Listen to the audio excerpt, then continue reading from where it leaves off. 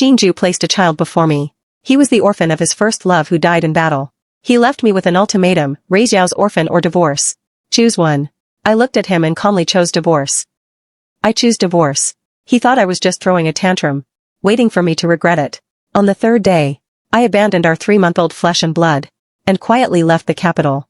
Later, word spread that the powerful commander never remarried, and had no more children. When Ju placed that child before me, the snow outside was falling heavily. The child was wrapped in thick silk swaddling, showing only a small face, pale and blue from the cold. On his body, he still carried the lingering chill and the scent of blood.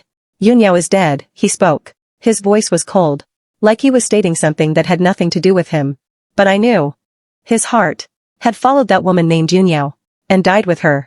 I looked away from the child's face, and looked at his handsome but cold expression. He was travel-worn. The ice and snow on his armor had not yet melted. He must have just come from the battlefield, and stepped directly into my courtyard. This is her child, he added. I didn't answer. I just gazed at him silently. We had been married for 3 years. He always treated me with polite respect. But his heart was always as cold as stone. I knew there was someone else in his heart. The woman who stayed by him since his humble beginnings, all the way to the peak of power. Unfortunately, she was ill-fated. 3 years ago, she fell ill, and passed away. Now I realize I was wrong. Not only was she not dead, but she had even borne him a child. And now, she was truly dead. Dead in the chaos of war. Ju looked at me. There was not a shred of the warmth that a husband should have. Only a cold, undeniable command. Her name is Nyao. Nyao, longing for Yunyao. Such deep affection. What a beautiful name. My heart felt like ice. But I showed no trace of disdain on my face. I only asked quietly, so? My calmness seemed to provoke him. He furrowed his brows. From today on, she is the eldest legitimate daughter of the commander's manor. She will be raised under your name. I looked at the child. The swaddle was embroidered with exquisite lotus patterns. And if I'm unwilling? The atmosphere turned cold instantly. Ju stared at me, as if he were seeing me for the first time. For 3 years, I had played the role of a submissive, sensible commander's wife, managing the household for him, respecting the elders, handling social obligations. Everyone said I was his virtuous helper. But only I knew. I was nothing more than a decoration, used for appearances. You have no choice. His voice dropped in temperature. Either raise Nyao well, and you remain the commander's wife. He paused. Every word was like an icicle piercing my heart. Or we divorce. He looked down at me, certain that I would choose the former. After all, I had no one to rely on. Except for the title of commander's wife. I had nothing. And our son, Qin Shiheng, was only 3 months old. Any normal mother would endure for the sake of her child. I looked at him and suddenly laughed. Fine. I choose divorce. Ju froze for a moment. The shock in his eyes was obvious, as if he had heard an absurd joke. What did you say? I spoke every word clearly and slowly. I said, I choose divorce. I stood up, walked up to him, held out my hand. The divorce papers, give them to me. He didn't move, just stared at me intensely, his gaze dark and unreadable, like he was examining a stranger he had never known. He probably thought I was being temperamental, using this as a way to get his attention, to force him to retract his order. But he was dead wrong. A woman's heart doesn't turn cold in an instant. It was 3 years of neglect. 3 years of cold politeness. 3 years of sleeping in an empty room. Especially when I was pregnant with Shiheng, vomiting uncontrollably. Yet because Yunyao sent a single letter, he stayed in the border camp for a whole month. Since then, my heart had turned into cold ashes that could never be reignited. Lu Jiyu, he called my name, his tone carrying a warning. Do not be willful. I met his gaze calmly. Ju, you've mistaken one thing. I'm not making a scene. I am notifying you. The position of commander's wife. I no longer want it. After saying that, I didn't look at him again. I turned and walked toward the inner chamber. Shiheng's cries rang out at just the right moment. The wet nurse quickly picked up the child, gently coaxing him. I walked over, took the child from her arms. He was so small, soft and smelling of milk. As soon as he was in my arms, the crying stopped. He opened those eyes that looked just like Ju's, and looked at me innocently. My heart felt like it was being violently wrenched. Ju followed me in. He saw me holding the child. His gaze softened for a moment. He probably thought the child was my weakness, the reason I would eventually compromise. Jiu, even for the sake of Shiheng. After the divorce, Shiheng stays with you. I interrupted him. My voice wasn't loud, but it was enough for everyone in the room to hear clearly. The wet nurse and the nearby maids all gasped in unison. Ju's face turned livid instantly. He took a sudden step forward, making a move to snatch the child from my arms. I turned to dodge him, protecting the child firmly in my arms. I looked directly into his eyes filled with rage. Chin-ju, listen clearly. This child, I don't want him anymore. He thought I was speaking out of anger. He gave a cold laugh and stormed off. I'll give you 3 days to think it over. He threw the divorce papers he had already drafted onto the table, as if it were a charity, certain that I wouldn't dare sign it. He didn't even take the child named Nya with him. The child was left in the side courtyard, looked after by 2 trusted nannies he had brought back from the battlefield. The atmosphere in the entire commander's manor was extremely heavy. The servants looked at me with eyes full of sympathy and pity. In their eyes, a formal wife who lost her husband's favor and had to raise her rival's child was naturally the biggest joke in the capital. My personal maid, Shaji, cried until her eyes were swollen. Madam, how can you be so foolish? If you leave, what will happen to the young master? He's only 3 months old. How can he survive without his mother? I didn't answer. I just sat quietly by the window, watching the snow fall outside. My dowry had already been moved out of the manor in batches starting 3 years ago. The estates outside the capital, the shops in the south, and some hidden assets. Everything had been arranged long ago. During these years, using my status as the commander's wife, I had paved an escape route for myself that I could use at any time. Chin-ju thought I had nothing, that I could only depend on him. He didn't know that my real reliance was never him, but myself. The next day, Chin-ju didn't return. He sent word saying military affairs were busy. I knew this was a way to pressure me. He was waiting for me to bow my head, waiting for me to hold Shurheng and beg him to take back the divorce papers. I remained unmoved, eating and sleeping as usual, personally tending to Shurheng. I held him, smelling the faint scent of milk on him over and over. Shaji stood by, her tears falling even harder. She thought I had come to my senses, and decided to stay for the young master's sake. Madam, it's good that you've thought it through. As long as you are here, the young master is still the commander's legitimate son. I shook my head. Shaji, how many years have you been with me? 5 years, madam. If you trust me, then do as I say. This money is enough for you to live comfortably for the rest of your life. There is a small house in the west of the city. Go and settle there first. Remember, from now on, you have nothing more to do with me. Shaji knelt on the ground, crying until she almost couldn't breathe. Madam, are you casting me away? I helped her up with both hands. I'm not casting you away. I'm giving you a way to live. After I leave, Chin-ju's anger will surely fall upon those close to me. If you follow me, there will only be a dead end. Letting you go is to protect you. The 3rd day was the final deadline Chin-ju gave me. I woke up before dawn. I fed Shurheng for the last time. The little guy ate his fill and fell asleep contentedly in my arms. His eyelashes were very long, like 2 little brushes, quivering slightly in his sleep. I lowered my head and planted a soft kiss on his forehead. My child, I'm sorry mother cannot take you away. Staying by his side. You are the son of the powerful commander, with a bright future. Follow me, and you will only be an illegitimate child of unknown origin, facing endless pursuit and exile. Forgive mother's selfishness. I took the letter I had prepared and tucked it into Shurheng's swaddling. The letter only had 1 sentence. I signed the papers. I don't want the child anymore. Afterwards, I left the commander's manor quietly through the side gate, without alerting anyone. The snow in the capital had stopped. The streets were covered in a thick layer of snow, crunching under my feet. An inconspicuous carriage was parked at the corner. The driver was someone I had arranged long ago.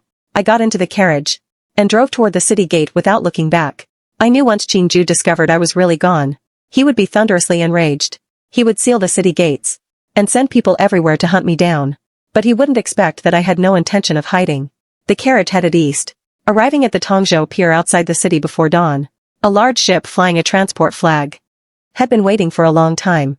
The ship's captain was a leader of the transport guild, who owed my father a favor years ago. I showed him the token, and he welcomed me aboard without a word. The ship set sail soon after, heading south along the canal. Standing at the bow, watching the outline of the capital fade away, there was no trace of regret in my heart, only the lightness of escaping a cage. Chin-ju, farewell. I am Lu Jiu no more. From now on, I have nothing to do with you. I only heard later that when Chin-ju returned to the manor that morning and saw the empty room and the signed divorce papers on the table, he crushed the teacup in his hand on the spot. He ordered a citywide lockdown, searching for any sign of me. When he found the letter in Shurheng's swaddling, that man of immense power, who was decisive on the battlefield, showed a look of panic for the first time. He rushed out of the manor like a madman, personally leading men to the Tongzhou pier, but he was too late. The river was filled only with vast mist. It was said he stood on the pier for an entire day and night, until he was frozen stiff by the wind and snow, before his subordinates forcibly took him back. He never believed I could be so heartless, to even abandon my own flesh and blood. He thought I was just hiding, and would return once his anger subsided. Until the day he died, I never returned to the capital. The climate in the south is always mild. When the ship docked in Yangzhou, it was blooming season. I bought a small house by the water here. The house wasn't big, but it was elegant, with a small garden. I gave myself a new name and no one knew my past. People in Yangzhou only knew that a widow named An had moved to the south of the city. She had some money, but lived very quietly. I dismissed most of the servants, only keeping a mute old woman to help with housework. Half a year after I left the capital, Xiaoji managed to find me. She had sold that small house, determined to stay by my side. I couldn't argue with her, so I let her stay. Life became stable. I took the money I brought, bought several shop fronts, and started a silk and tea business. My father had taught me how to do business when he was alive. In those years, life in the inner manor had smoothed some edges, but the things in my bones couldn't be erased. The business soon got on track. Within 3 to 5 years, I had become a well-known merchant in Yangzhou. I was no longer the commander's wife living by another's breath. I was he, living for herself. Occasionally, I would think of Shiheng, especially in the dead of night. I would wonder how tall he had grown, if he could speak, if he had learned to walk, if Qingju treated him well. But such thoughts usually passed in a flash. I knew I had no way back. Going back was a dead end. Qingju's pride would never allow a woman who abandoned him to live peacefully in this world. So I had to live well for myself. News of Qingju still reached my ears in bits and pieces. Merchant caravans traveled far and wide, always bringing back rumors from the capital. They said Commander Qin had never remarried since his wife passed away. He put all his energy into the 2 children. He especially doted on his eldest daughter, Qin Yayao. For her, he even declined the emperor's arranged marriage. As for the only son, Qin Shiheng, he didn't seem to be in favor. I heard Commander Qin rarely held him, and rarely spoke to him. The young master's personality became very withdrawn, silent and solitary. Hearing this, my heart still hurt. But I was powerless. This path was my choice, and I had to bear the consequences. Xiaoji advised me more than once. Why don't we sneak back to see the young master? Just a distant look, without letting the commander find out. Every time, I just shook my head. The capital was forbidden territory. I couldn't take that risk. Until the 7th year after I left the capital, an unexpected person appeared in the shop. That day, I was checking the accounts. A cold-faced man stepped in.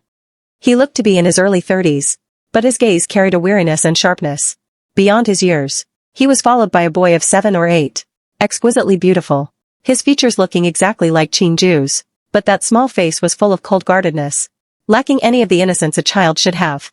My heart skipped a beat. The beads of the abacus slipped from my fingers, clattering all over the floor. The man didn't look at me, his gaze falling on a bolt of silk on the counter. I want this fabric. His voice was deep, carrying an air of authority. I steadied myself, forcing myself to remain calm. Sir, this silk, before I could finish. My wrist was grabbed by a hand, as strong as iron. The man had somehow moved close to the counter. A pair of hawk-like eyes locked onto me. Lu Jiu, he almost spoke through gritted teeth, forcing the name out. The blood in my body turned cold instantly. He was Qingju's confidant, his shadow, the leader of the secret guards, Qin Che. He had actually found this place. The boy beside him raised his eyes to look at me. There was a stranger's scrutiny in his eyes, and a deeply hidden, cautious longing.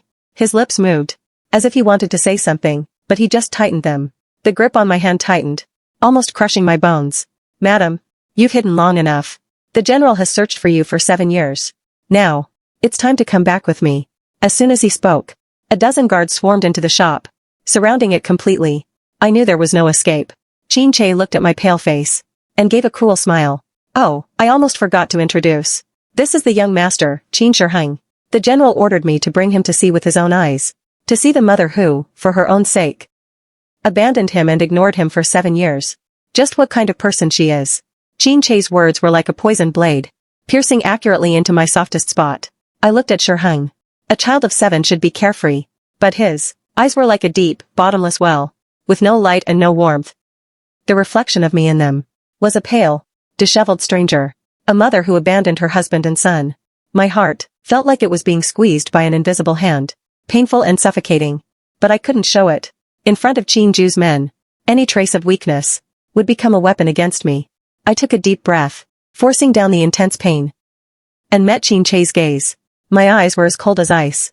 Commander Qin, you have the wrong person. My name isn't he. I am a merchant. I know nothing of Lu Jiu, or any young master. I know nothing at all. Qin Che looked as if he had heard a ridiculous joke. He chuckled softly. Madam, it's been 7 years. And your acting is as superb as ever.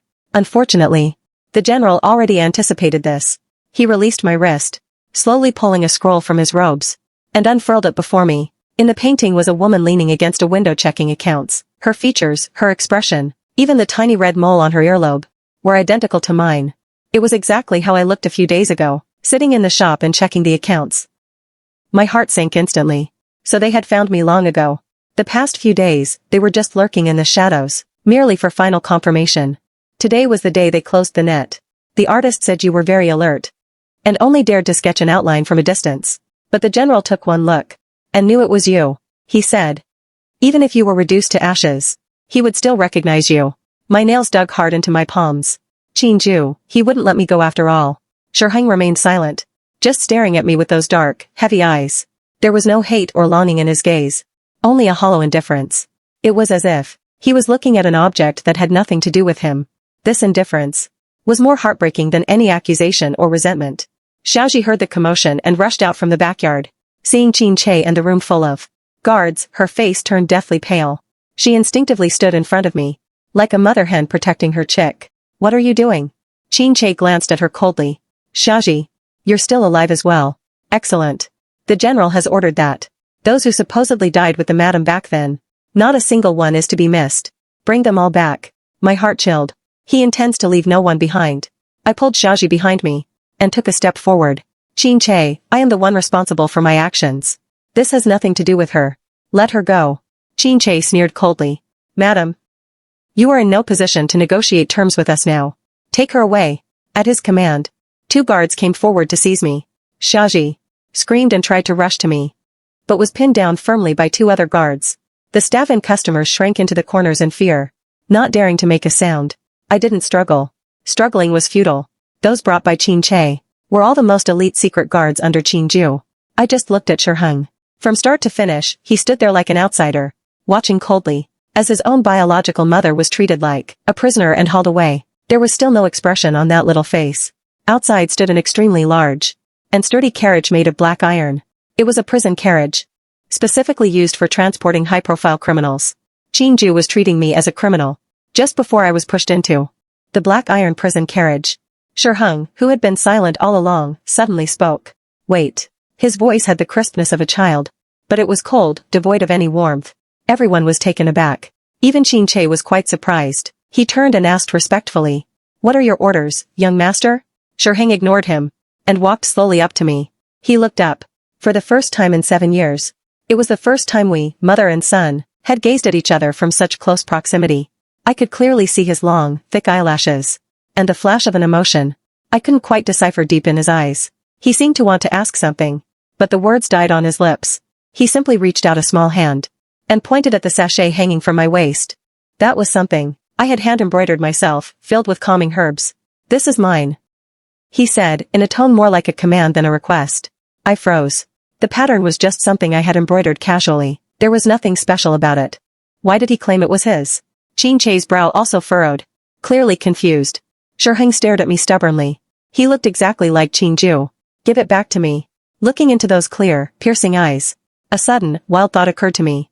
I slowly untied the sachet. The moment I placed it in his palm, I used my fingernail to gently scratch the back of the sachet where it wasn't noticeable. I scratched a tiny character, wait. Shiheng took the sachet, clutching it tightly in his small hand. He didn't give me another glance. He turned and walked away, simply saying, let's go. Qin Che gave me a long, deep look, his gaze complex. Eventually, he waved his hand. I was pushed into the prison carriage. The moment the door shut, I looked out through the small window, and saw Shiheng boarding another carriage. He sat by the window with his head bowed, that small hand still clutching the sachet for dear life. The convoy slowly set off, leaving Yangzhou. My mind was in a whirl because of his strange behavior. What was so special about that sachet? Why did he demand it in front of everyone? And what was that last look hinting at? My thoughts were a tangled mess. But one thing was crystal clear. Things were not as simple as they seemed. Sure hung, my child. What exactly are you planning? The prison carriage headed north, traveling day and night. I was trapped in that cramped space, never seeing the light of day. 3 times a day. Only coarse food was passed through the small window. Barely enough to keep me from starving to death. Xiaoji was locked in another carriage. Her fate unknown. More than half a month later. The carriage finally came to a halt. The sounds of bustling crowds and horses came from outside. We had reached the capital. The carriage door swung open. And blinding sunlight poured inside. I squinted. And saw Qin Chei's expressionless face outside. Madam, please. Step out. The general is waiting for you at the manor. I stepped out of the prison carriage. The capital was as prosperous as ever, even after 7 years. But I was no longer the person I used to be. I was no longer the prestigious wife of the commander, but a prisoner. The carriage drove into the commander's manor. The manor gates were wide open. 2 rows of guards stood solemnly on both sides. The atmosphere was grave. I was taken straight to Qin Ju's study. As I passed through the familiar courtyard, every plant and tree, every pavilion and building, seemed exactly as it was the day I left. But things remained, while people had changed. 2 cold-faced guards stood at the entrance of the study. Qin Chei pushed open the door, and gestured for me to enter. I stepped inside. A faint scent of ambergris permeated the room. Qin Ju was sitting behind his desk. He was wearing a black robe. His hair held up by a white jade hairpin. He was bowing his head, reviewing official documents. After 7 years, time hadn't left many traces on his face. But his expression had grown deeper and more intense. His sternness was like a blade that had been forged repeatedly. He didn't look up, acting as if he hadn't noticed my arrival at all. He was deliberately ignoring me, asserting his dominance in this manner, and belittling my lowly status.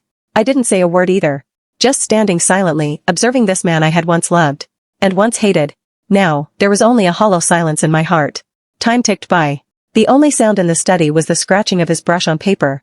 Suffocating and oppressive. After a long time, he finally set down his brush, and slowly looked up. In those deep, icy eyes, a whirlpool of complex emotions churned. Anger, resentment, indignation, and a pain I couldn't quite decipher. We locked eyes. Neither of us spoke first.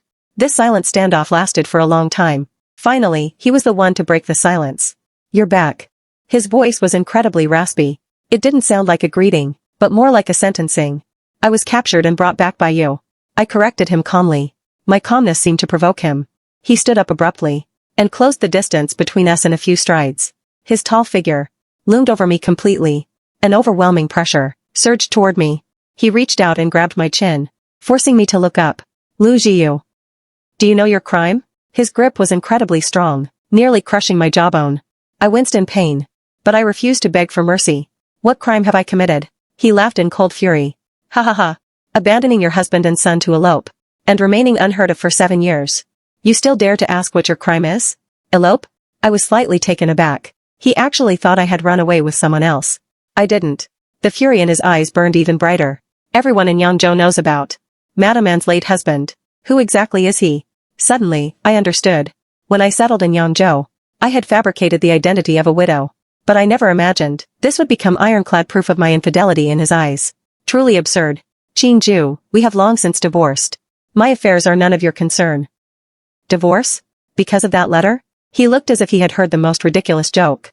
A woman who can abandon her own flesh and blood. The words written by such a woman. I don't believe a single word of it.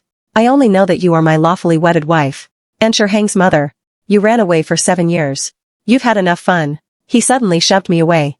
I stumbled and crashed into the bookshelf behind me, barely managing to steady myself. Guards, he shouted. Throw her into the dungeon. Without my orders, no one is permitted to visit her. 2 guards pushed their way in, and moved to seize me. Qin Ju. I suddenly spoke up. Don't you want to know why I left all those years ago? His figure stiffened. His back was turned to me, his shoulders tensed up tightly. But in the end, he didn't turn around. I don't want to know. His voice as cold and hard as iron. I only know that anyone who betrays me will come to a bad end. I laughed, my eyes stinging with bitterness. Fine. Very well, Qin Ju. You will regret this.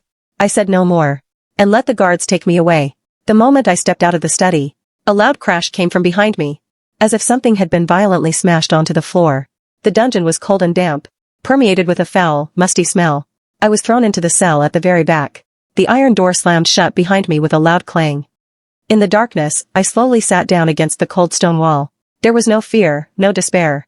Only one thought remained in my mind. Shiheng, my child. Just how much do you know? Time in the dungeon was incredibly difficult to endure. Each day, there was only one cold, hard bun, and a bowl of murky water, all of which I forced myself to swallow. I couldn't collapse. I had to stay alive, waiting for an opportunity. I didn't know how many days had passed. 3 days, perhaps 5? Suddenly, a sound came from outside the cell door, faint and hesitant footsteps. The steps were very light and slow, eventually stopping right outside my cell. I looked up, and by the dim candlelight, I saw the small, thin figure outside the iron bars. It was Shurhung, standing in this gloomy dungeon in his fine silk robes. He looked utterly out of place. He was still clutching that sachet tightly in his hand. I spoke. "What are you doing here?" My voice was raspy and dry from lack of use. He didn't answer, just staring at me silently through the iron bars. Those eyes were strikingly bright in the darkness. "They all say you didn't want me anymore." It took a long time before he finally spoke. His voice was small, carrying a faint, barely detectable tremble. It felt as if a knife were being driven into my heart. His tone was calm, without any emotion. I couldn't tell him the truth. In the cage of the commander's manor, the more one knows, the more danger they are in. He pursed his lips. "Why?" "There is no why." My indifference stung him. His eyes grew slightly red, but he forced himself not to cry. This child was much more resilient than I had imagined. "You're lying." I looked at him and said nothing. Suddenly, he pulled something from his robes and handed it through the gaps in the iron bars. It was a letter. The paper had already yellowed, its edges worn thin. It had clearly been handled many times. I took it and unfolded it. With just one glance, my pupils constricted sharply. The handwriting was indeed mine, but the contents were completely unrecognizable. It said that I had long been having an affair, that the child I carried was not Qin Ju's flesh and blood, and that I only married into the Qin family for power. Now that my lover had come for me, I was going to take the child and run away with him. At the end, it even used vile words to curse Qin Ju, wishing him a miserable death. How could this be? This was definitely not the letter I had left behind. Where was this letter found? My voice couldn't stop trembling. The day I was born. In my swaddling clothes.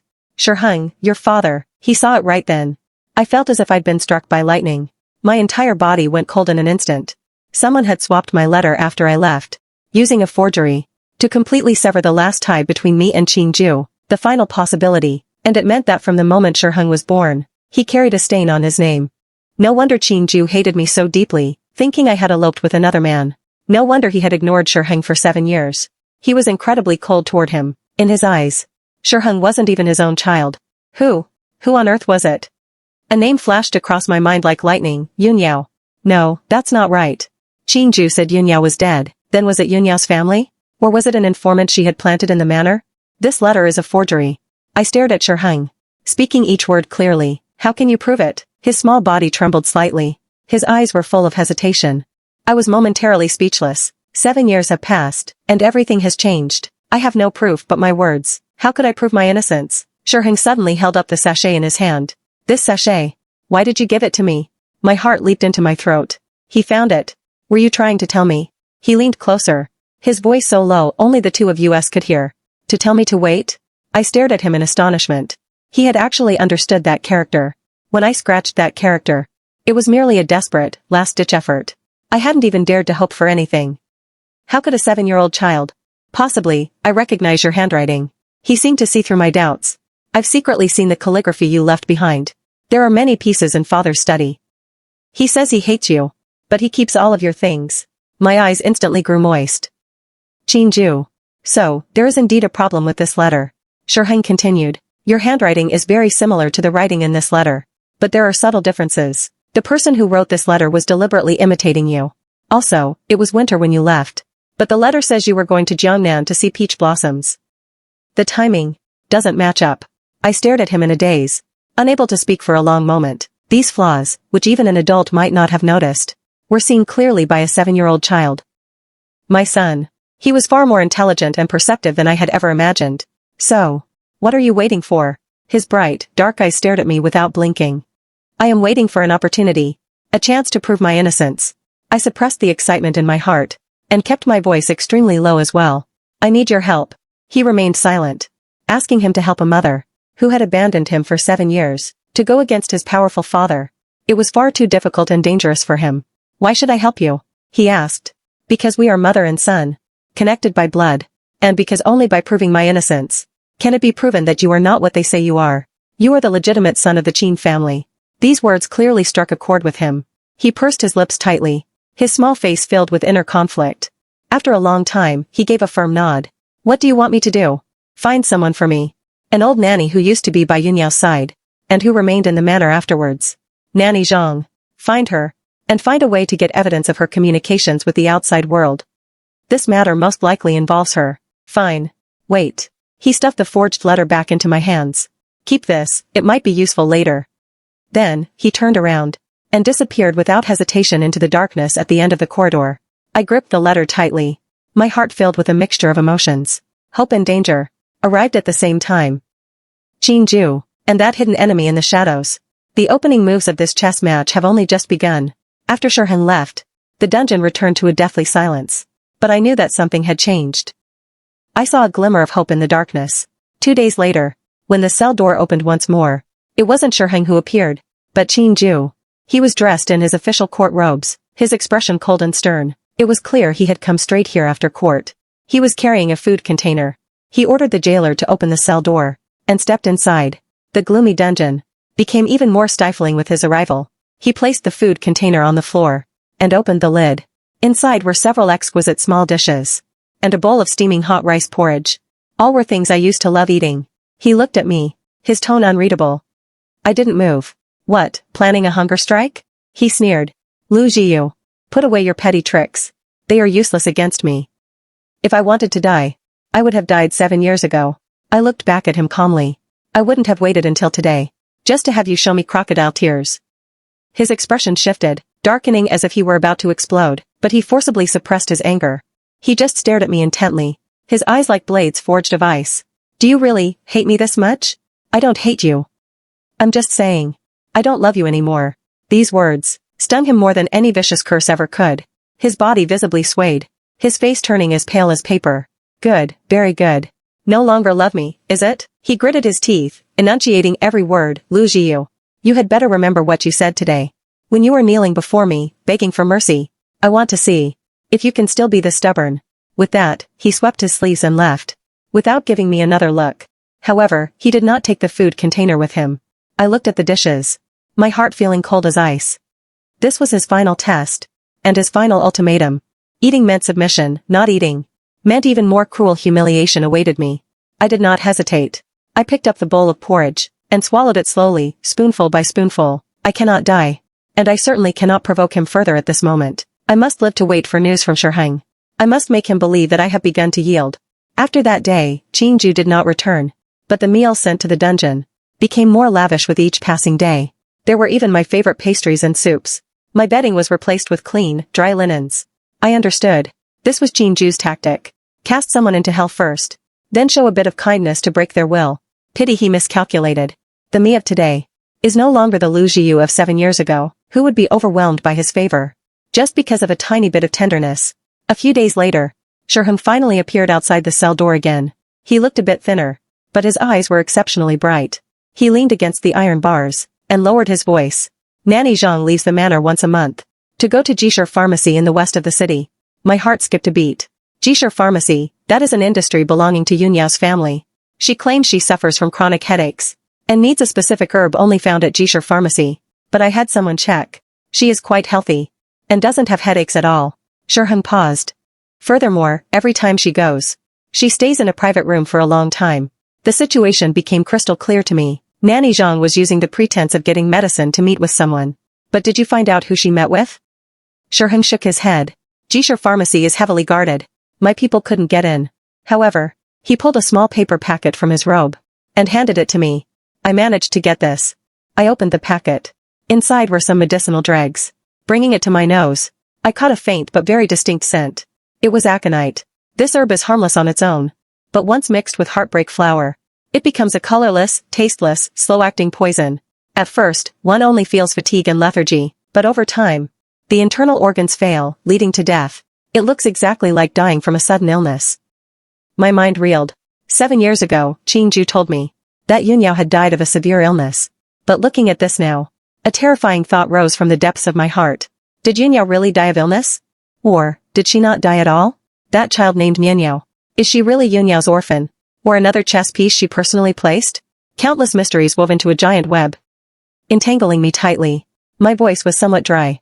How did you get this? I had the kitchen staff. Add a bit of croton seed to her soup. Shirheng replied nonchalantly. She had diarrhea for a whole day.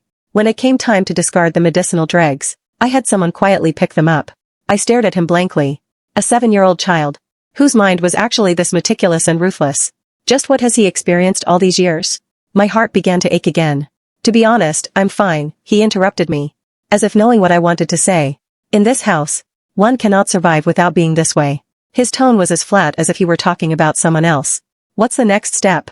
I forced myself to calm down.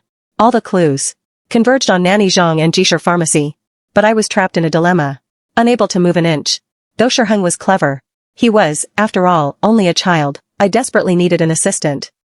Someone who could move freely within the governor's manor, and not raise Qingju's suspicion.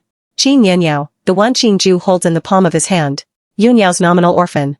She is the person most able to get close to Nanny Zhang, without being on guard. I looked at him and spoke slowly. Shirheng, I need you to do one thing. Get close to Qin Yunyao. Shirheng's body stiffened visibly, and a flash of disgust and resistance crossed his eyes. Everyone in the governor's manor knew that the young master, Qin Xiying, and the eldest miss, Qin Yunyao, had always been like fire and water. Qingju's favoritism and the servants' fickle attitudes had carved a deep chasm between these two children. I know it's difficult, asking you to get close to her, but right now, only she can help us. She is Qingju's only weakness, and our only chance. I waited for his answer.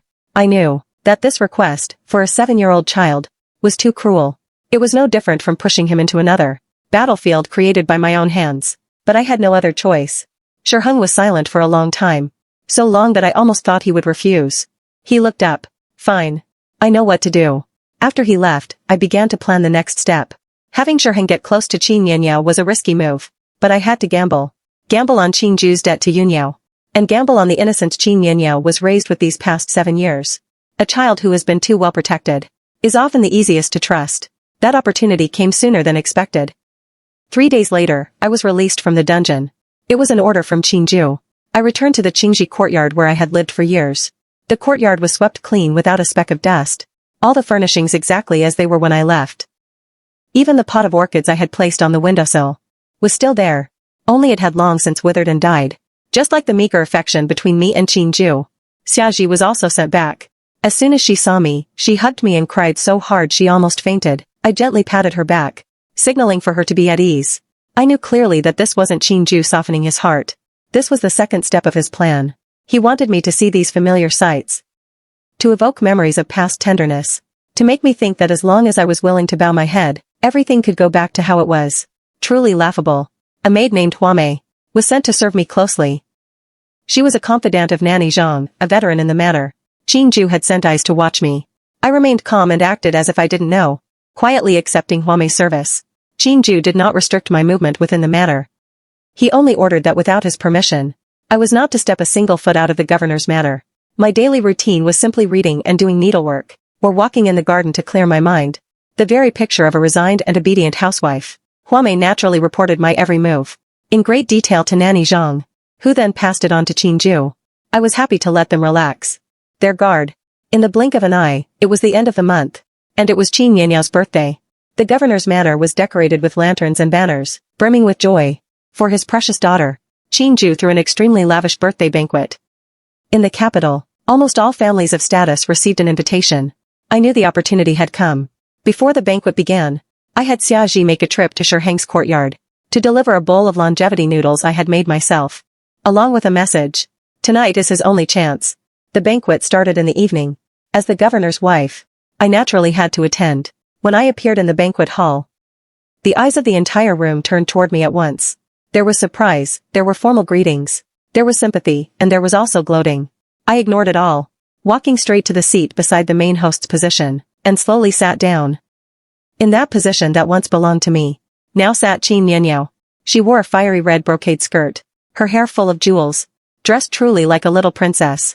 Qingju sat by her side, his gaze doting, as he personally served her food. Shirheng sat far away at the other end, his small silhouette in the midst of the bustling celebration, looking exceptionally lonely. He kept his head down, silently picking at the food in his bowl, not conversing with anyone, like a forgotten shadow. My heart felt another pang of pain. When everyone was half drunk, the guests one after another came forward to present birthday gifts to Qin Yanyo. All sorts of rare treasures piled up in half the room. Qin Yanyo laughed merrily, like a proud little peacock.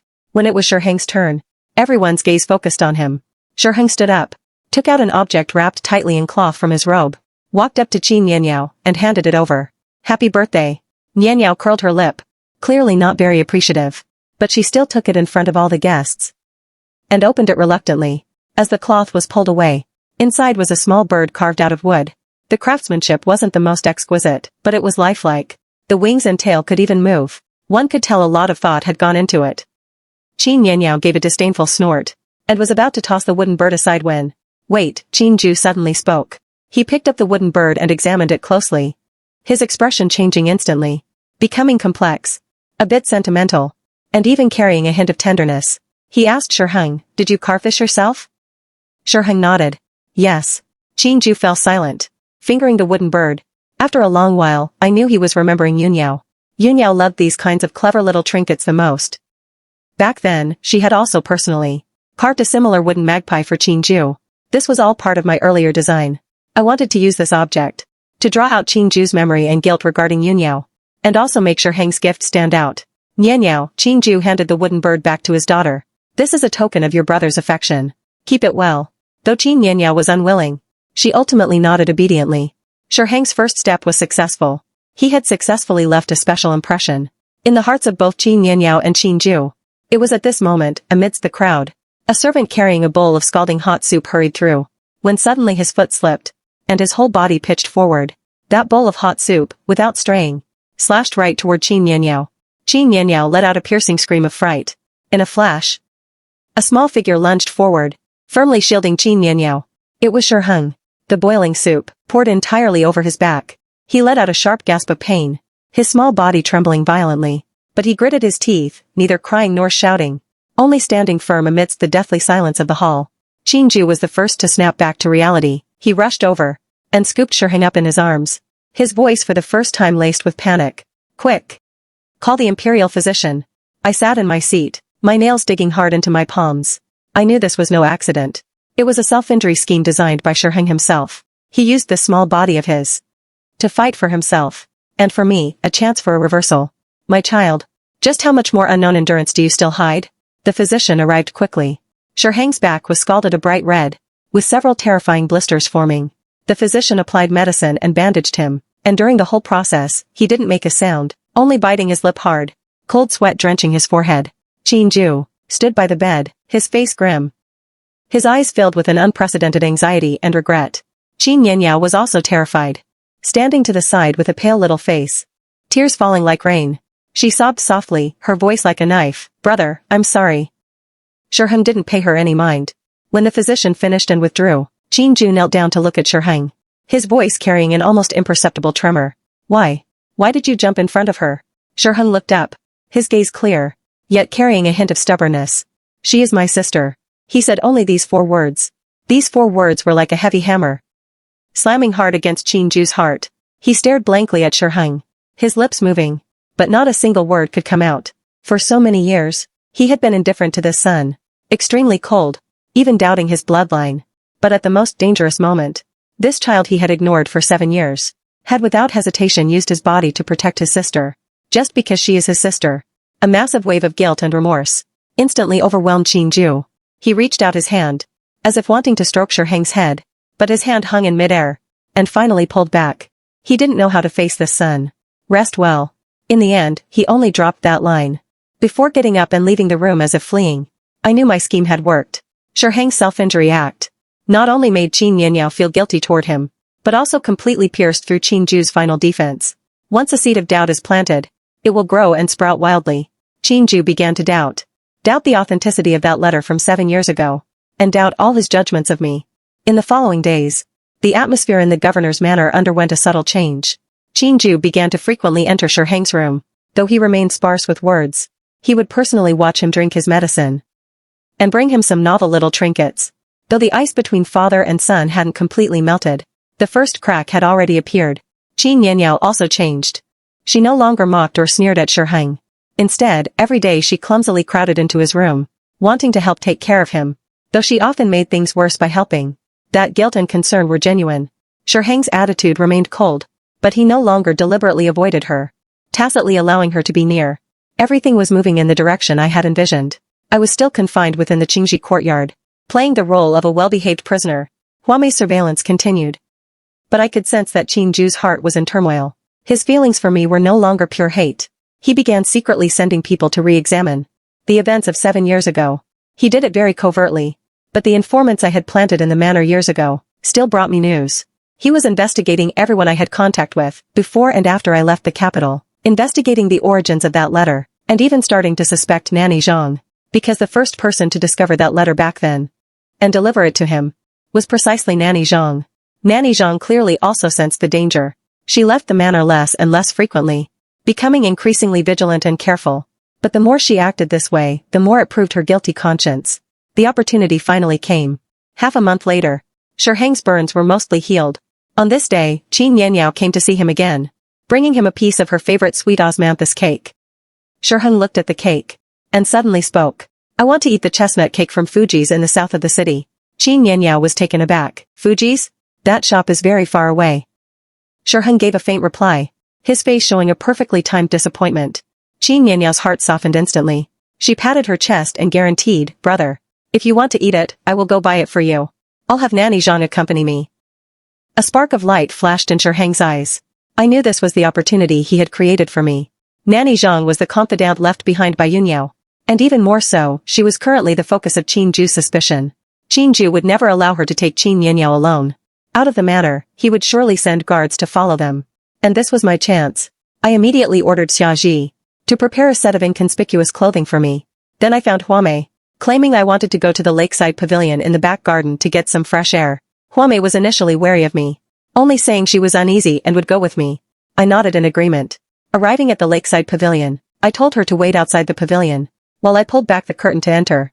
The pavilion was draped with heavy curtains on all 4 sides. After entering, I took out a pre-made straw figure from my sleeve, that was similar in shape to me, dressed it in my outer clothes, and leaned it against a pillar.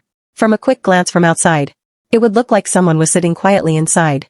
Afterward, I quietly slipped out from the other side of the pavilion, and jumped into a small boat moored by the shore. On the boat was a gardener I had bribed with a large sum earlier. He rowed the boat, taking me quietly out of the governor's manor. I had to arrive in the south of the city. Before Nanny Zhang and Qin Yanniao did, I wanted to see with my own eyes just who Nanny Zhang was meeting with. Qingju, the inescapable net you laid out. Today I will personally tear a hole in it. Across the street from the Fuji pastry shop in the south was a tea house. I chose a private room by the window on the 2nd floor and sat down, where I could see everything happening in front of Fuji's. Xiaoji stood nervously behind me, worrying as she said, Miss, what if the general finds out? He won't. Qingju's attention is currently fully focused on Nanny Zhang. The secret guards he sent to trail her will only be hiding deeper than I am. And as for Huame discovering the straw figure in the pavilion, that will be at least an hour from now. An hour is enough for me to do many things. I wasn't just waiting for Nanny Zhang, but also for Qingju's secret guards. Only after they make their move can I fish in troubled waters. After about the time it takes for an incense stick to burn, a familiar carriage stopped in front of Fuji's. It was the governor's carriage. The carriage curtain was lifted, and Qin Yanniao was the first to hop out. Following closely behind was Nanny Zhang, wearing an inconspicuous dark brown outfit, her expression even more alert than usual. A pair of shrewd eyes scanned the surroundings. She supported Qin Yanniao, muttering, slow down, miss, with a face full of affection. If I hadn't known her true nature, I probably would have been fooled by this appearance of loyal devotion. Qin Yanniao pulled her along as they rushed into the shop. When their figures disappeared into the store, I set down my teacup, a glimmer in my eyes. In a dark corner of the street, several men disguised as street vendors. Their gazes suddenly sharpened. They were Qingju's men. Nanny Zhang and Qin Yanniao stayed in the shop for 15 minutes. Only then did Qin Yanniao come out, carrying a box of chestnut cakes with satisfaction. Nanny Zhang followed behind, with an extra small oil paper package in her hand. Qin Yanniao asked curiously what it was, but Nanny Zhang only smiled and said it was a snack for herself. Just as they were about to board the carriage and leave, a shout rang out. Several masked men in black jumped out from nowhere, charging at the carriage with sharp blades. The accompanying guards drew their swords to fight back, and chaos ensued. The secret guards disguised as vendors also made their move at this moment. Their target was not the assassins, but Nanny Zhang. Nanny Zhang, come with us. The leader was indeed Qin Che. Nanny Zhang turned pale with fright and tried to flee, but Qin Che grabbed her by the arm. In the struggle, the oil paper package fell from her hand to the ground. Everyone's attention was focused on the chaotic battle. No one noticed that small square of space. I flipped down from the second-floor window, landing with a light roll. I snatched the oil paper package and tucked it into my bosom, then slipped into the alley beside me. The whole process took only the time of a breath. The fighting on the street became the perfect cover. By the time I quietly returned to the tea house's private room, Xiaoji was still waiting anxiously. I pulled her along, and we left silently through the back door. I had to return to the lakeside pavilion before Qin Ju's men noticed, creating the illusion that I had never left. When I returned to the pavilion silently with Xiaoji, Huamei was still faithfully standing guard outside. I changed my clothes, hid the straw figure, and leisurely walked out of the pavilion. I called out to her as if nothing had happened. Huamei snapped out of it and hurriedly lowered her head to follow us back to the Qingxi courtyard. Almost as soon as I stepped into the courtyard gate, Qin Che returned to the governor's manor with Nanny Zhang under guard. The entire manor was immediately placed under martial law. The light in Qin Ju's study burned all night long. The next day, news spread through the manor that Nanny Zhang had committed suicide out of guilt. I sat by the window, holding the cold oil paper package in my bosom. I'm afraid she was silenced by someone. Qin Ju, do you think the clues are cut off now that she's dead? You are wrong. The real clue has truly fallen into my hands now. I opened the oil paper package. It didn't contain any pastries, only a narrow slip of paper. There wasn't a single word on the paper, only a drawing of a pattern. A red lotus blooming on the peak of a snow mountain. Snowy Realm Miaoqi. A mysterious sect from the western regions that had been vanished for years. My heart sank. Yun Yao. She wasn't from the Central Plains. She was from the Snowy Realm Miaoqi. Rumor has it that this sect fell apart in an internal conflict 10 years ago. Their holy maiden led a small group of remnants into the Central Plains. Could Yun Yao be that holy maiden? She went to such lengths to get close to Qin Ju. What exactly was she plotting? And why did she fake her death? And that child? Is Qin Yao really Qin Ju's flesh and blood? Mystery after mystery made my head pound. But I knew I was getting closer and closer to the truth. This day, Huamei suddenly came to report. Her expression somewhat strange. Madam, the general requests your presence in the study. When I stepped into the study, Qin Ju was standing with his back to me by the window. His back revealed an unconcealable desolation. The room was thick with the smell of blood. The Persian carpet on the floor had been removed, leaving the cold floor tiles. I guessed that Nanny Zhang was silenced right here. He didn't turn around, his voice hoarse. You're here. I asked calmly, what are the general's orders? He slowly turned around, his eyes bloodshot, his gaze complex to the extreme. There was anger, regret, pain, and a kind of almost humble pleading. This arrogant, powerful official. He was begging me. That letter was fake. I didn't speak. Nanny Zhang confessed it all. He continued with difficulty. It was her. Taking advantage of your trance after childbirth, she bribed a servant woman by your side and replaced the letter you left. That servant woman was later silenced by her. She did all of this on her own initiative. He said. She simply couldn't bear to see Yun Yao misunderstood after death. Every word he said was making excuses for Nanny Zhang. And also for himself, looking for a pardonable excuse. On her own initiative? A mere servant would have such audacity? Qin Ju, are you lying to me? Or are you lying to yourself? He closed his eyes in pain. I'm sorry. For these 7 years, it was I. It was I who failed you and Shi. This was the first time I had heard him apologize. If it were 7 years ago, I might have shed tears of emotion. But now my heart is a stagnant pool of water. Can a single I'm sorry erase 7 years? I looked at him. Each word clear. Qin Ju. Are you being too naive? I know I can't make up for it. But believe me, I will treat you and our son well from now on. I will give you both the very best. The position of the governor's wife will always be yours. As for Nian Yao, he paused, struggle flashing in his eyes. I will send her to a country estate. I'll never let her appear before you again. He thought this was a great blessing to me. He thought everything I did was just out of jealousy, only to reclaim my position as the primary wife. He never understood my feelings. You still don't understand. I didn't come back to reconcile with you. I came to take away my son. His face turned deathly pale instantly, and he shouted sternly, no. Shi is my son. He is the heir to the governor's manor. You cannot take him away. He's your son? In these 7 years, have you fulfilled your duty as a father for even a day? You made him live in your shadow. And now with a light I'm sorry. You want to keep him by your side? What right do you have? I asked ruthlessly. He was pushed back step by my questions, his lips trembling. Yet he couldn't utter a word. Qin Ju. It was over between us long ago. Letting us leave is the best ending. Impossible. He was like a trapped beast pushed to its limit, madness bursting in his eyes. Lu Jiyun, I won't let you leave even if I die. In this life, you can only be my, Qingju's, woman. He lunged forward, grabbing my wrist tightly. Just then, the study door was pushed open. Shiheng and Qin Yanyao stood at the door. Shiheng's face was still cold and calm, but Qin Yanyao had tears streaming down her face. Clearly, they had heard everything just now. Qin Yanyao ran in crying, clinging to Qingju's leg. Father, please don't send me away. I will be good and obedient from now on. And I'll never make brother angry again. Qingju looked at his daughter, who was a mess of tears, his heart aching uncontrollably. He bent down to pull her into his arms, comforting her gently. Silly child, how could father send you away? That tenderness was something Shiheng and I had never seen. Shiheng walked to my side, and took my hand. His hand was very small, very cold, but very strong. He looked up, staring at Qingju who was holding Qin Yanyao, and spoke coldly. Let us go. Otherwise you will regret it. What did you say? If you don't let us go, I will tell the emperor everything I know. I'll tell him you have a secret lover, harboring a sorceress from the western regions. The so-called niece of yours is simply a bastard of unknown origin. You have shady dealings with that fallen organization, called Snowy Realm Yaoqi. Every word was like a thunderclap, exploding in the study. Qingju's face turned pale instantly. He was stripped bare. He looked at Shiheng in horror, then looked at me, finally understanding. I never came back for some romantic entanglement. I came to uncover the secret that could lead to his eternal ruin. And Shiheng had been the sharp blade in my hand from the very beginning. The air in the study was tense to the extreme. Qingju held Qin Yanyao, staring blankly at us, mother and son, as if seeing us for the first time. Shock surged in his eyes, along with disbelief and a trace of fear. He wasn't afraid of the emperor, but of the son before him who shared his blood, yet was cold, intelligent, and even a bit ruthless. Shih-Huan. Who taught you these words? His gaze bypassed Shiheng, and landed on me. He was certain I was the one pulling the strings behind the scenes. Shiheng didn't answer, only staring back at him calmly. With those dark eyes, that look didn't belong to a 7-year-old child, but rather a veteran who had long seen through the world. Do you really not know?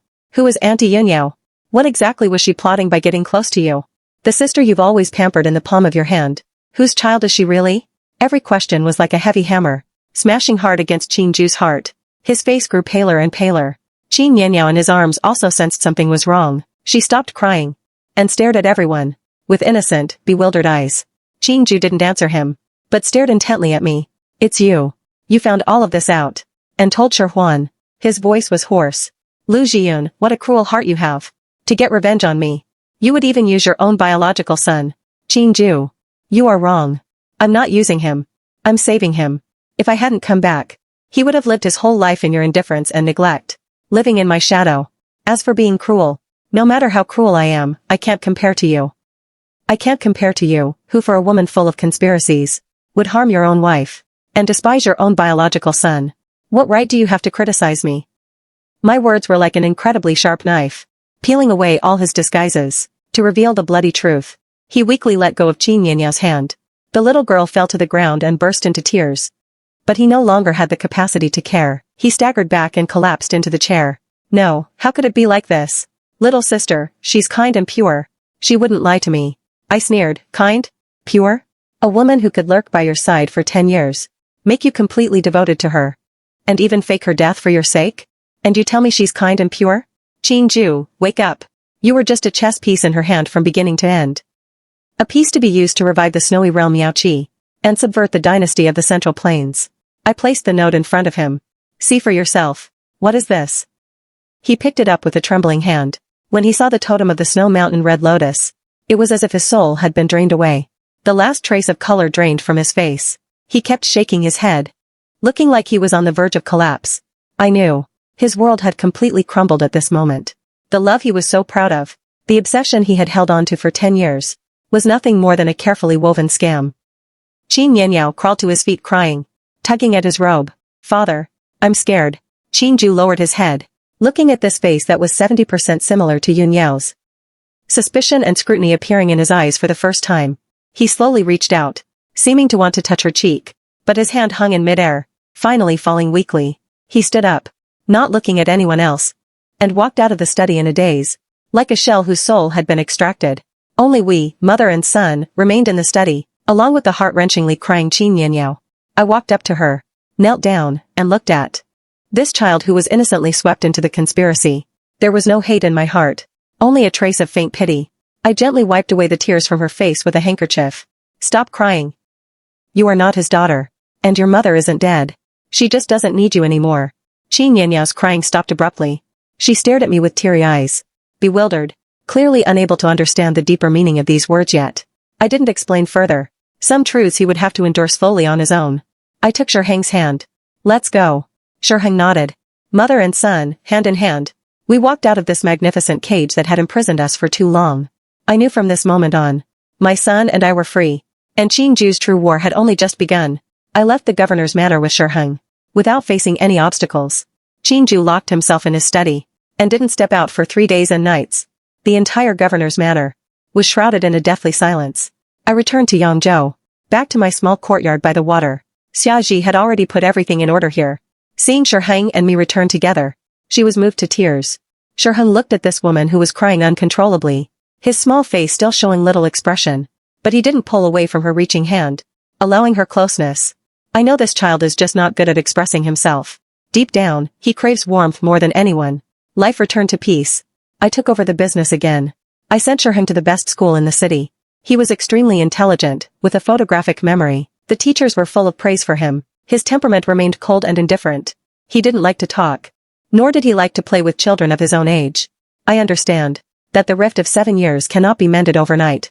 I didn't force him, but just spent as much time with him as I could, cooking for him myself, telling him warm folktales before he went to sleep, taking him to the countryside for spring outings and kite flying, pampering him as an ordinary child, rather than as the heir of the governor's manor, who bore too heavy a past. Gradually, the ice on his face began to show signs of melting. Occasionally, he would curl his lips into a smile for me, though only for a moment. It was enough to make me ecstatic. At school, he also found 2 classmates to talk to. They weren't many, but at least he was no longer all alone. News from the capital still trickled in. It was said that Qingju had fallen seriously ill, and after he recovered, he became a changed man, becoming increasingly silent, and increasingly cold-blooded. He still provided Qin Yanyao with fine food and clothes, but there was no longer half the previous pampering. The way he looked at her was like looking at a most familiar stranger. That once arrogant and overbearing little princess had completely withered, becoming timid and cowardly, hiding in her courtyard all day. Hearing these things, there was no joy in my heart. She was also a pitiful person. I just couldn't sympathize with her. Everyone's destiny has its own origin. She had enjoyed 7 years of wealth that didn't belong to her. Now was just the time to pay it back. Qingju began to use all his power to frantically eliminate the cases of snowy realm Miaoqi in the Central Plains. Following the lead of the Jishir Hall, he dug out one stronghold after another. The capital was a storm of blood and gore. Many officials associated with the snowy realm Miaoqi fell from power one after another. I knew this was his declaration of war against Yunyao, and also against his own ridiculous past. I thought there would never be any more intersection between us. Until that day, Qin Che appeared before me once again. He was alone and in disguise, looking much more haggard and exhausted than last time. He stood before me, and gave a deep bow. Madam, the general wishes to see you. He and I have long since cut ties. There's nothing to see, I said flatly. The general said, it's about Yunyao. He lowered his voice. The general found out that Yunyao is not dead. She is in the capital, and she seems to want to harm Miss Yunyao. I frowned. Even a tiger doesn't eat its cubs. Would Yunyao not even spare her own flesh and blood? Or rather, Qin Yunyao is simply not her daughter? The general hopes you can return to the capital once more, Qin Che continued. He said, only you can help him uncover Yunyao's final mask. I fell silent. I really didn't want to step foot in the capital again. But if this venomous snake, Yunyao, lurking in the shadows, isn't completely eradicated, Shiheng and I would never have peace. More importantly, I also wanted to know the truth of what happened back then. Why did she go to such lengths? To deliberately ruin my life? Fine, I'll go back with you. But I have one condition. I'm taking Shi Huan with me. I want him to see with his own eyes how that woman who harmed us mother and son for 7 years reaps what she sowed. I want him to know that justice may be delayed, but it will never be absent. I took Shiheng back to the capital again. This time, I didn't enter the governor's manor. Outside the city, Qingju arranged a quiet separate villa for us. He came to see me once. In just a few short months, he looked as if he had aged 10 years, with gray hair appearing at his temples. He looked at me, his gaze complex beyond words. Thousands of words were on the tip of his tongue, but they only turned into a low, "Horse, you're here." I nodded. Getting straight to the point, what exactly does Yunyao want to do? I don't know. He shook his head, his voice weary. I only know her people have been monitoring Yunyao in secret. I'm afraid she will kill Yunyao. So, what do you want me to do? When Qingju said these words, a trace of awkwardness crossed his eyes. I want you to pretend to be my new love. I'm going to release news that I'm about to remarry and hold a grand banquet. I will invite all the dignitaries of the city. I want Yunyao to think that I have completely forgotten her. With a new beginning. With his temperament. He would never allow any other woman to take her place. He will definitely come. I understood clearly. He wants to use me as bait. To lure the snake out of its hole. Using me, the woman he hates most, as bait, is indeed the best choice. Why should I help you? I looked at him coldly. Because you don't want to live in her shadow forever. Only by rooting her out completely. Can you and Shiheng truly rest easy? He wasn't lying. Fine. I agree. But I have 3 conditions. First, Shiheng will not participate in this act. You must send him to an absolutely safe place. Second, once the matter is settled, you must announce to the world that I am innocent and give justice to the Lu family. Third, I want you to personally deal with Yunyao to bring a conclusion to your foolish love and these 7 years of injustice. Qingju's body jolted violently. He closed his eyes, his face full of agony. After a long time, he opened them. He nodded heavily. All right. I promise you everything. The plan was thus decided. Shiheng was secretly sent by Qingju to a royal villa on the outskirts of the city. It was heavily guarded, impenetrable, and I, in the capacity of Qingju's fiancé, moved back into the governor's manor with high profile. As soon as the news broke, the entire capital instantly boiled over. No one expected that Governor Qin, who was rumored to be deeply in love with his late wife, would find a new love so quickly. What was even more shocking was that this new love was no one else but the former governor's wife, who had supposedly died of illness 7 years ago, Lu Jiyu. Rumors flew everywhere. Some said I never died back then, but had run away with someone, and now I had the nerve to return. Others said I was a vixen reincarnated, using some underhanded methods. I ignored them all. Every day, I appeared in public with Qingju, listening to plays, boating on the lake. I let him buy me the most luxurious clothes and the most expensive jewelry. We acted more like a pair of lovers in deep love than any other couple in the world. I knew that countless eyes were staring intently from the shadows, filled with jealousy and resentment. Yunyao probably couldn't sit still much longer. The banquet was set for half a month later. At the governor's manor, Qingju had already set an inescapable net, waiting for that venomous snake to walk right into it. The day before the banquet, Qin Yunyao suddenly came to find me. She had lost a lot of weight and had become much quieter. The arrogant little princess of the past was gone. Standing before me was a little girl with eyes full of fear and unease. She looked at me timidly. Are you really going to marry father? I kept silent. After that, will you be good to me? Will you be as good to me as you are to brother? I won't be good to you. Nor will I be bad to you. Because soon, there will be no more connection between us. She froze, obviously not understanding. I didn't explain further. Just took out a small rattle drum from a jewelry box. The drum was very old. It was the one I made with my own hands for Shiheng. This is for you. For tomorrow's banquet. Stay in your own room. Don't go anywhere. Remember, no matter what noise you hear, do not come out. This is the only thing I can do for you. She took the drum and nodded blankly. I didn't know how much she understood, nor did I know what kind of fate awaited her. I only knew that everything would be settled tomorrow. The day of the banquet. The governor's manor was crowded with guests. I stood by Qingju's side in a bright red wedding dress, accepting congratulations with a smile. Though I wore a proper smile, my heart was cold. I knew tonight was destined to be a night stained with blood. Qingju held my hand, his palms soaked with cold sweat. He was waiting for the woman he had loved for 10 years, and who had also deceived him for 10 years. After 3 rounds of wine, while the guests were enjoying themselves, the banquet hall doors were suddenly pushed open. A woman dressed in white clothes walked in gracefully. Her face was veiled, obscuring her features, but her figure and aura made Qingju's body instantly freeze. It was her. She finally came. The hall fell silent. All eyes were focused on this uninvited guest. Yunyao ignored everyone. Her gaze pierced through the crowd and landed straight on Qingju's face. Her eyes were full of grief and questioning, as if Qingju were the one who had betrayed her. Qin Lang. She spoke softly. Are you truly going to fail me? She raised her hand and slowly unveiled herself. Beneath the veil was an exquisitely beautiful face, indeed sharing a 70% resemblance to Qin Yunyao, but more mature and seductive. The guests gasped in unison. They all recognized this face. A face that had appeared in countless legends, but was supposed to have withered away long ago. Whispers erupted everywhere. Everyone was filled with uncertainty. Chinju looked at that face. That had haunted his dreams for 10 years, but there wasn't a trace of joy in his eyes. Only endless coldness and loathing. You are finally willing to show yourself. Yun Yao trembled slightly. Qin Lang, are you blaming me for leaving without a word? I had my reasons too. I was framed and had to fake my death to escape. All these years, I haven't spent a single moment without thinking of you. She approached step by step.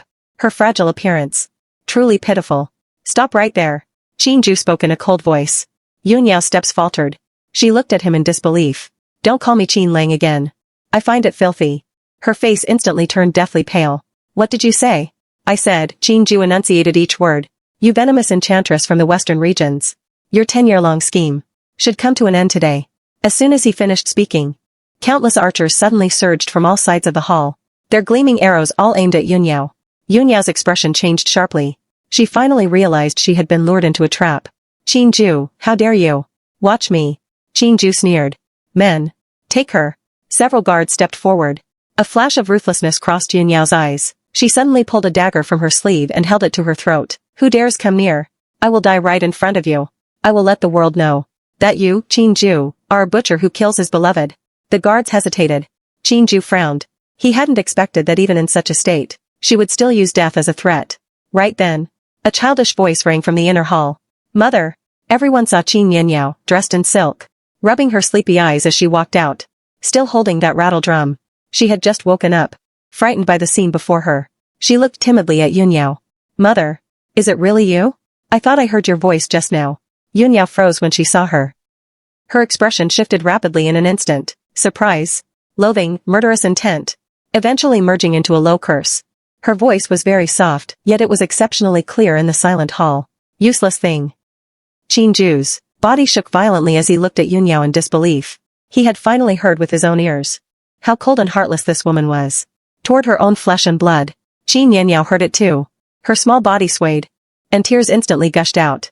Mother, don't call me mother. I am not your mother.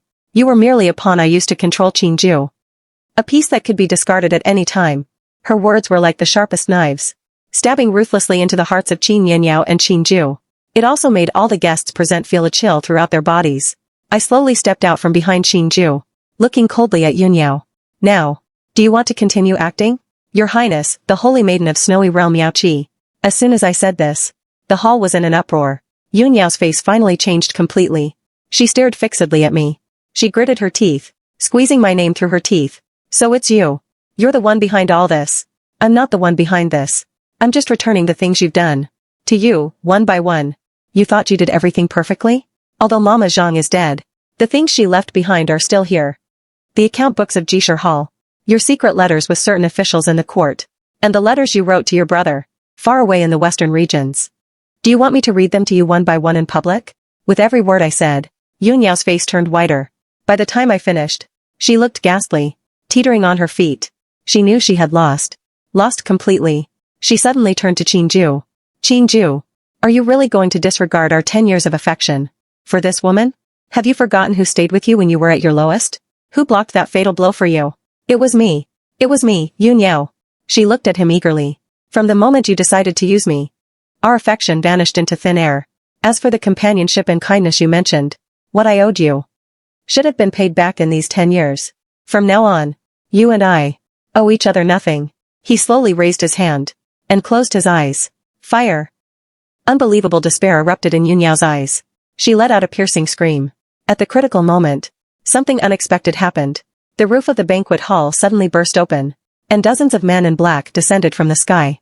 Their clothes were embroidered with the totem of the snowy mountain red lotus. Leading them was a tall man wearing a silver mask. He knelt on one knee. Holy Maiden, your subordinate is late. I deserve 1,000 deaths. Hope instantly ignited in Yun Yao's eyes. Brother. The masked man stood up, his cold gaze scanning the hall. Finally fixing on Chinju. Chinju, if you dare harm my sister, I will make everyone in this governor's manor be buried with her. He gave an order. Attack. The black-clad assassins immediately drew their swords and rushed at the guests and guards. Blood and flesh flew in the hall, turning into a chaotic mess. The masked man lunged straight for Chinju. Qin Che drew his sword to meet him, and they fought in a blur. I pulled the dazed Qin Yanyao and quickly retreated to a corner. Yunyao was protected by her subordinates.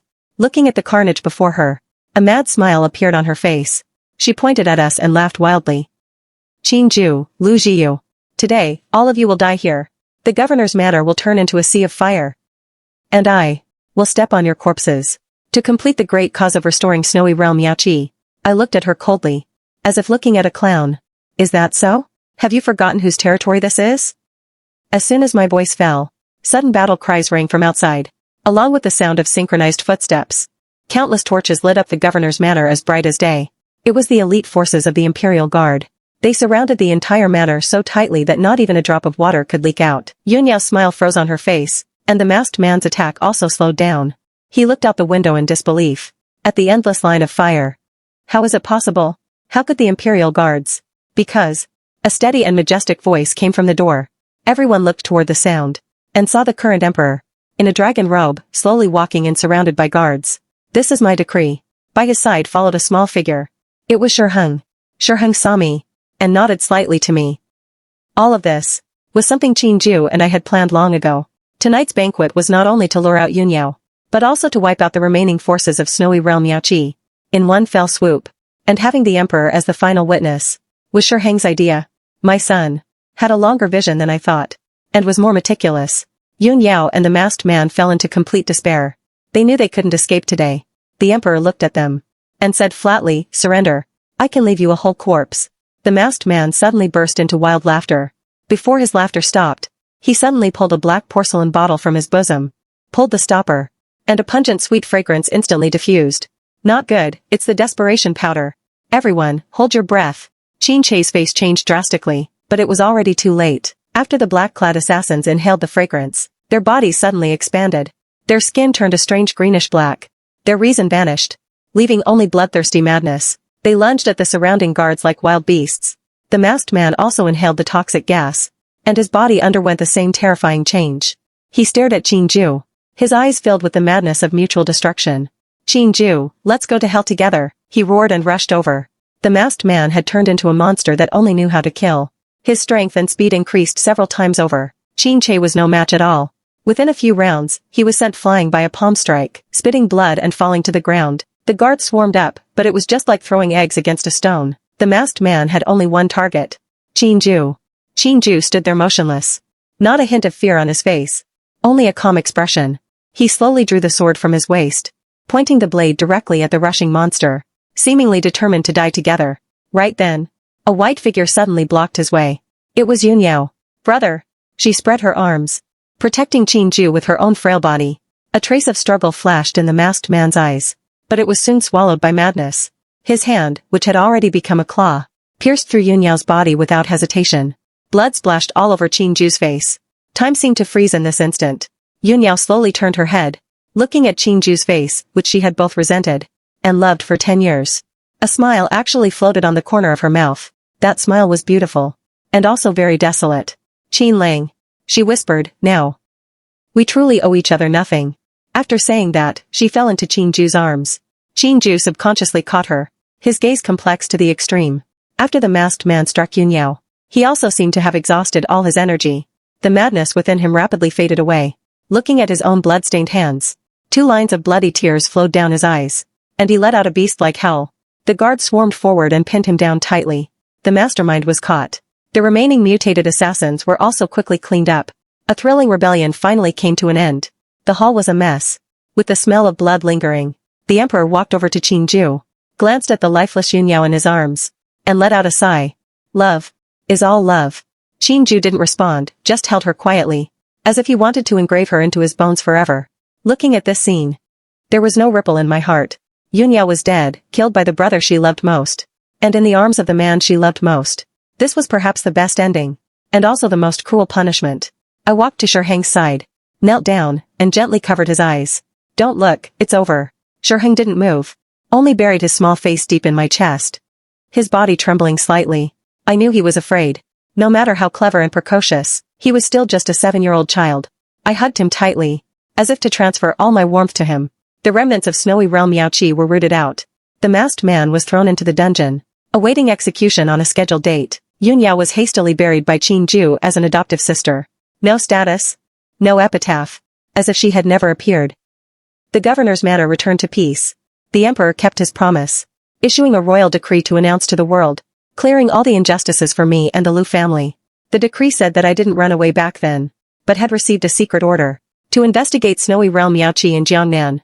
I had endured humiliation for 7 years, served the country with loyalty, and now that the mission was accomplished, my status as the governor's wife was restored. I knew this was just for the outsiders to hear, to preserve the royal dignity, and also save Qin Ju's life. I didn't care. All I wanted was innocence. And now I had it. Afterward, Qin Ju came to find me, standing before me, hesitant to speak. Jiu. I set down the decree. Governor Qin, now, you can fulfill your second promise. He was stunned. What promise? I looked at him, and calmly uttered these 4 words, a letter of divorce. Qin Ju's face turned deathly pale. He looked at me in disbelief. You still want to leave? Yes. Why? He took a step forward and grabbed my hand. I've already cleared your name. Shiheng has also returned to your side. The 3 of us can start over. Why won't you forgive me? I felt like I was hearing the biggest joke.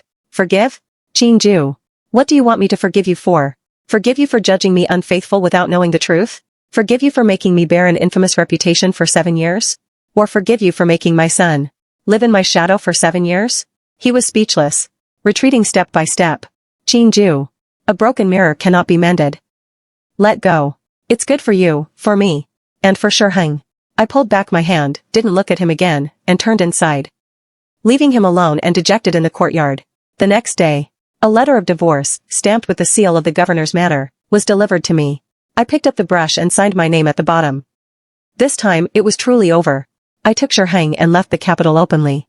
Qin Ju didn't come to see us off. Only Qin Che led a group of men to escort us out of the city.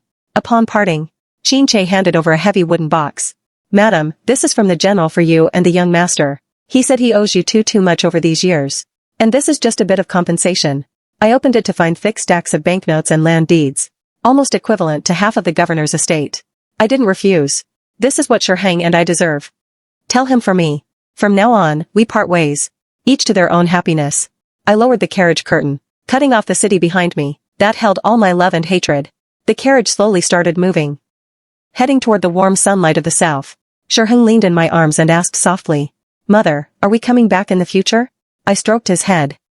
We're not coming back. Then, what about Father? He has his life, and we have our peace. Remember, your life belongs only to yourself. Don't be bound by anyone or anything. Live the life you want to live. He nodded half understandingly, burying his small face deeper into my chest. I held him, watching the landscape fly past the window, with a peace in my heart I had never felt before.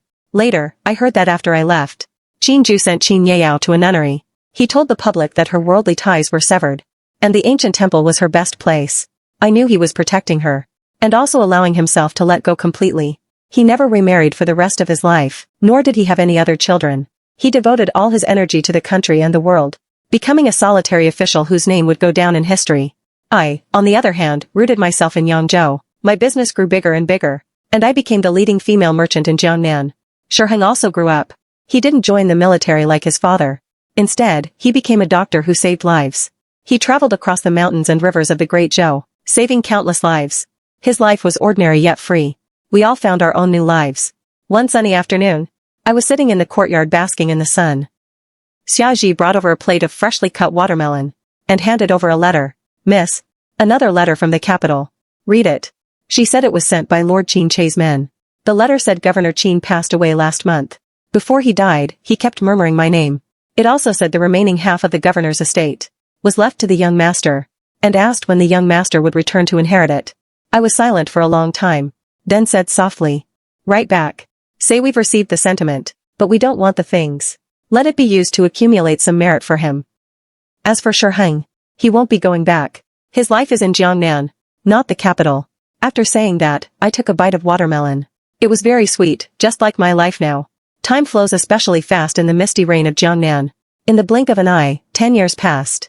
Shiheng had grown into a tall and handsome young man. His medical skills became more refined, and his reputation as a divine doctor spread throughout Jiangnan.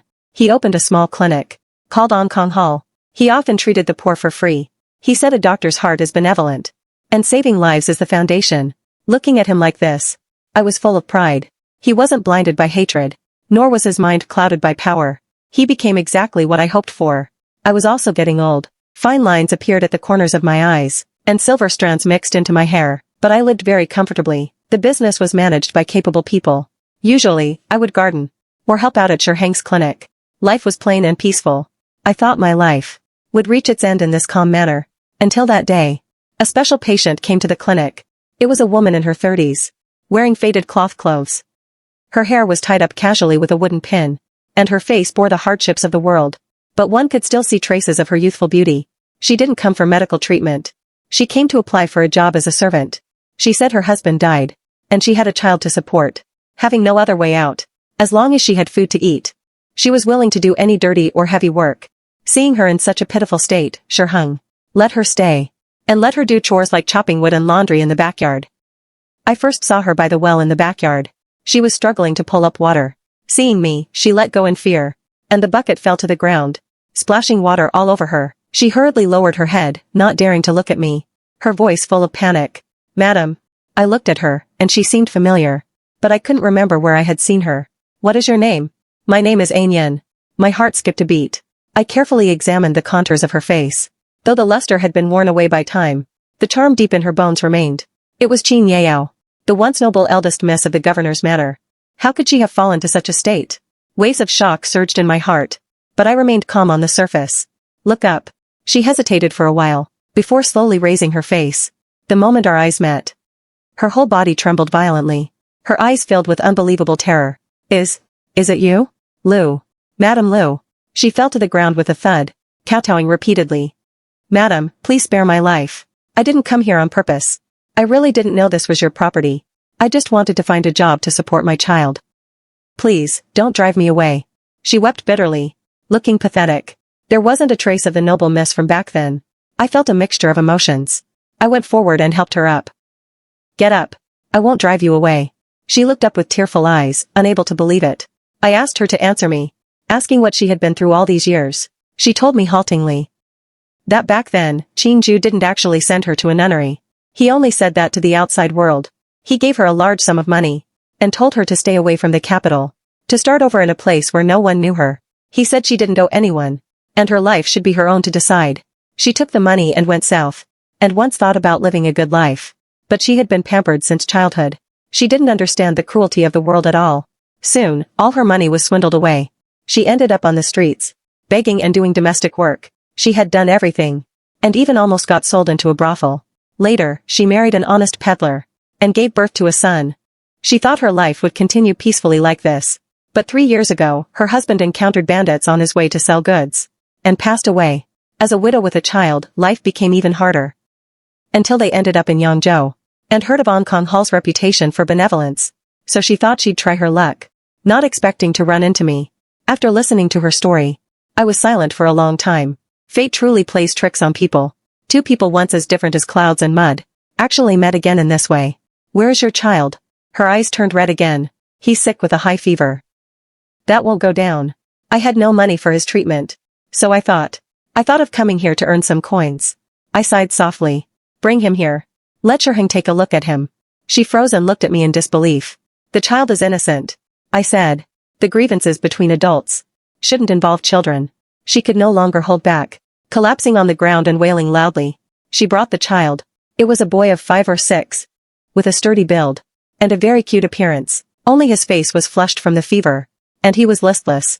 Sherhang carefully checked his pulse, and wrote a prescription, saying it was just a cold combined with malnutrition. A few doses of medicine and good care would make him fine. Qin Yao thanked us profusely. I arranged for the mother and son to stay in the backyard of the clinic for now, saying we would decide, once the child recovered. After the child settled in, Sherhang went personally every day to check his pulse and give him medicine. Between the two children who had both lost their fathers, there seemed to be a natural closeness. The little boy liked Sherhang very much, always following him and calling him brother. Sherhang's expression remained calm, but his eyes had a soft light I had never seen before. Watching this scene, Qin Yao's eyes were always wet. "Madam, thank you. Thank you for not holding a grudge. It's all in the past. One must always look forward." After the child recovered, Qin Yao proactively suggested leaving, saying she didn't want to trouble me anymore. I didn't make her stay, but I gave her a sum of money, and provided her with a small shop. letting her run a small business.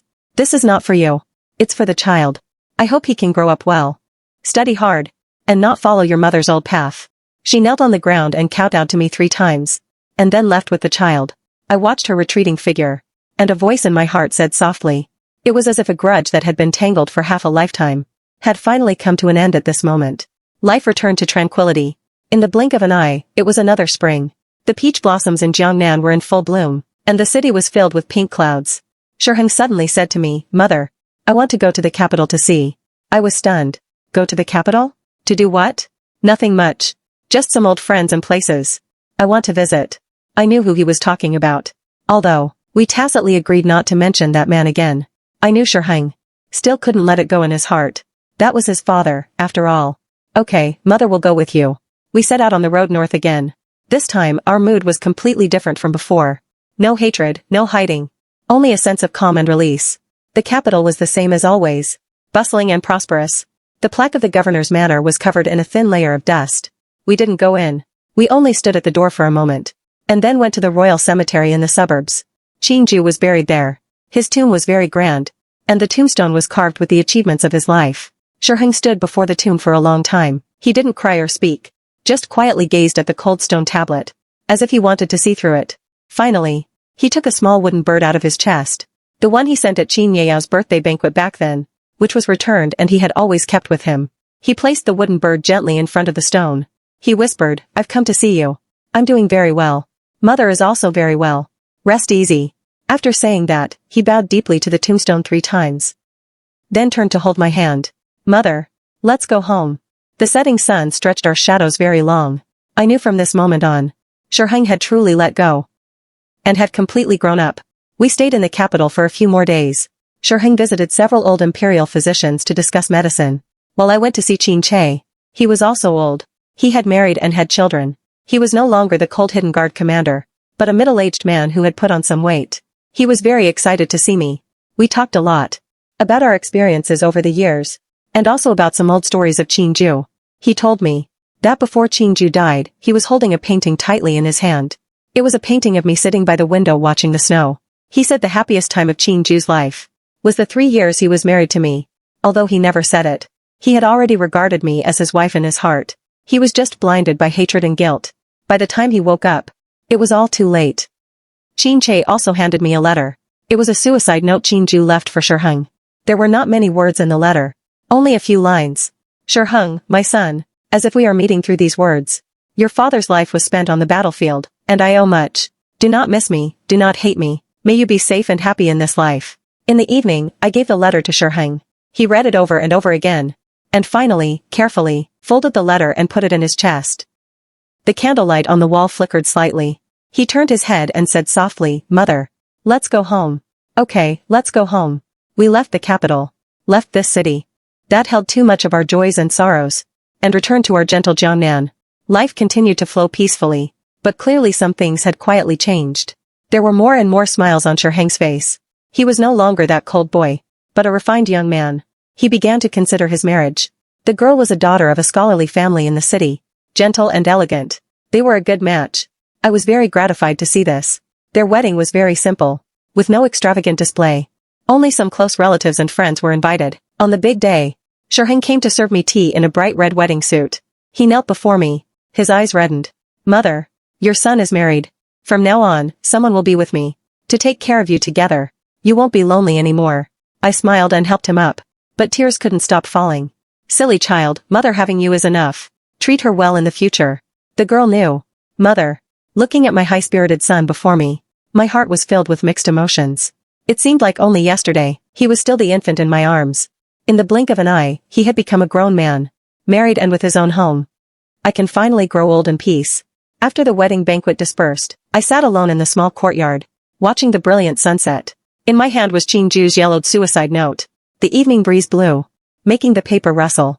I seemed to see that young general in armor, full of high spirits, and saw that governor, struggling in pain in the study. I also saw the man lying quietly under the tomb, sleeping in silence. We were entangled for too long in this life, and we missed too much.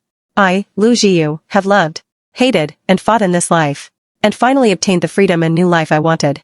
I have no regrets. I held the paper to the candle flame, watching it turn to ash bit by bit, like the past that faded with the wind. From now on, there is no more Lu Jiu, the governor's wife, only the Jiangnan merchant and he, and a filial son named Shiheng.